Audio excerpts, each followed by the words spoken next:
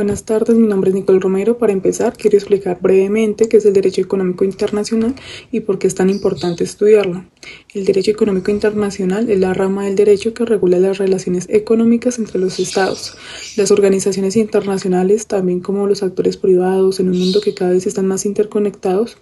Este marco legal es clave porque establece las normas que permiten el comercio, la inversión y la cooperación financiera, dándole estabilidad y previsibilidad a la economía mundial. Ahora, dentro de sus fuentes, los tratados internacionales tienen un papel central. Un tratado se puede definir como un acuerdo jurídico celebrado entre dos o más sujetos de derecho internacional con el fin de crear, modificar o extinguir obligaciones. En otras palabras, es un pacto formal que obliga a las partes y que les permite fijar reglas claras para reducir la incertidumbre y promover la cooperación entre países. Existen ejemplos recientes y muy importantes. Uno de ellos es el Tratado entre México, Estados Unidos y Canadá, que sustituyó el antiguo Tratado de Libre Comercio de América del Norte y modernizó las normas comerciales en América del Norte. Otro ejemplo es el acuerdo comercial entre la Unión Europea y Mercosur, que aunque aún está en discusión, ha generado debates en los últimos años sobre sostenibilidad y medio ambiente. También encontramos las decisiones de la Organización Mundial de Comercio, que continúan siendo una referencia fundamental en la regulación de relaciones comerciales multilaterales. En conclusión, los tratados internacionales no son solo documentos legales, sino verdaderas herramientas y cooperación que permiten la integración económica y la construcción de un orden internacional más estable. Muchas gracias. La costumbre internacional, la cual constituye una de las fuentes principales del derecho internacional y pues por ende del derecho económico internacional.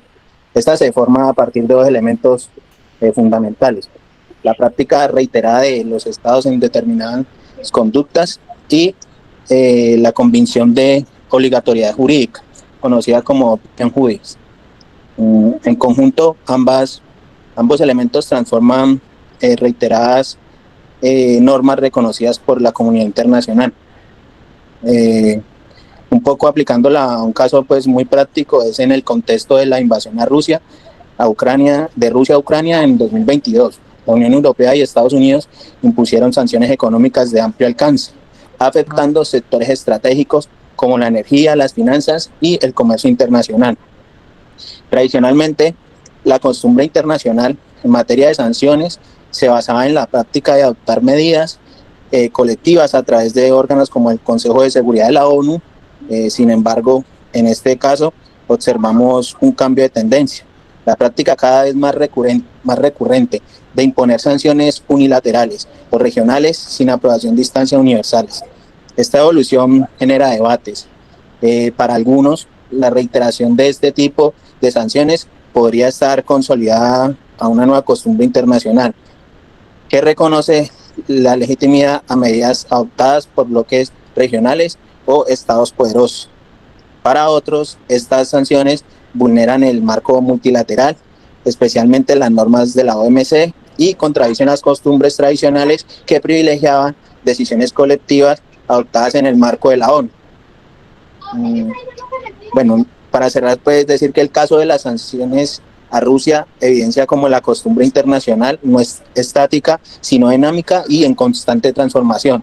Nos muestra la tensión entre las prácticas política y el derecho internacional. Mientras los estados buscan mecanismos de presión más ágiles, el sistema jurídico multilateral se ve muy desafiado.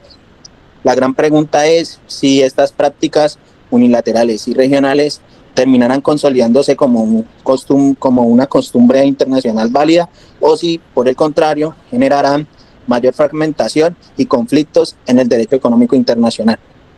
Profe, cordial saludo.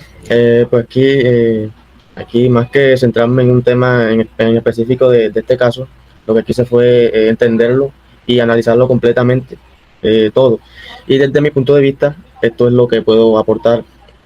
Cuando miramos el derecho económico internacional, vemos que sus fuentes, los tratados, la costumbre y los principios generales no son solo teoría, sino que se ponen a prueba en las situaciones reales, como en este caso como las sanciones que la Unión Europea y Estados Unidos impusieron a Rusia tras la invasión a Ucrania en 2022.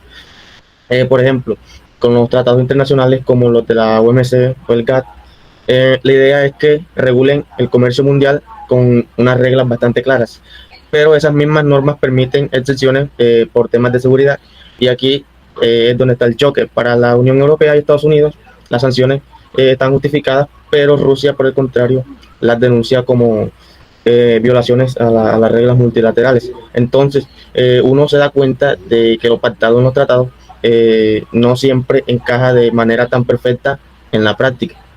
Y luego, si hablamos de la costumbre internacional, lo normal es que las sanciones tengan un respaldo colectivo, por ejemplo, a través de la ONU. Sin embargo, aquí vimos sanciones unilaterales y regionales, y eso rompe con la costumbre clásica y abre el debate de si estamos ante una evolución de la práctica o simplemente ante una excepción que genera mucha más inseguridad jurídica. Y finalmente, con los principios generales del derecho, como la soberanía o la no intervención, lo que encontré es que estos se ponen en tensión, sobre todo con las sanciones secundarias de Estados Unidos, que incluso afectan a otros países. Ahí se nota que esos principios siguen siendo válidos, pero se ven muy desafiados por intereses políticos y económicos. Entonces, en conclusión de todo esto, mi aporte fue tratar de demostrar y entender cómo cada fuente del derecho económico internacional aparece reflejada en el caso de Rusia, pero también cómo esas mismas fuentes se ven cuestionadas en la práctica.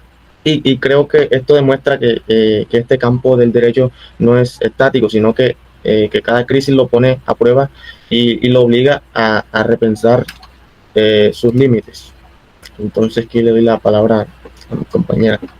Cordial saludo. Bueno, como una reflexión crítica que tenemos en el grupo sobre el uso de la IA, nos damos cuenta que el uso de la inteligencia artificial, tener un panorama inicial sobre las fuentes del derecho económico internacional, incluyendo tratados, costumbre internacional y principios generales. Sin embargo, esta información sugerida debía ser verificada en organismos oficiales como lo es la OMC y la ONU, así como en las bases académicas como Redali. Nos mostró que la IA ofrecía un marco general muy útil, pero pues esta carecía de precisión en aspectos específicos, lo que se reforzó en la importancia del análisis original del grupo, y eso nos ayudó a tener más en cuenta la relevancia de estas fuentes en el orden económico internacional y en la realidad latinoamericana. En conclusión, el trabajo nos permitió comprender que las fuentes del derecho internacional son fundamentos para sostener la cooperación y regular intercambios entre estados. Los tratados internacionales, la costumbre y los principios generales también aportan legitimidad y estabilidad al sistema económico global.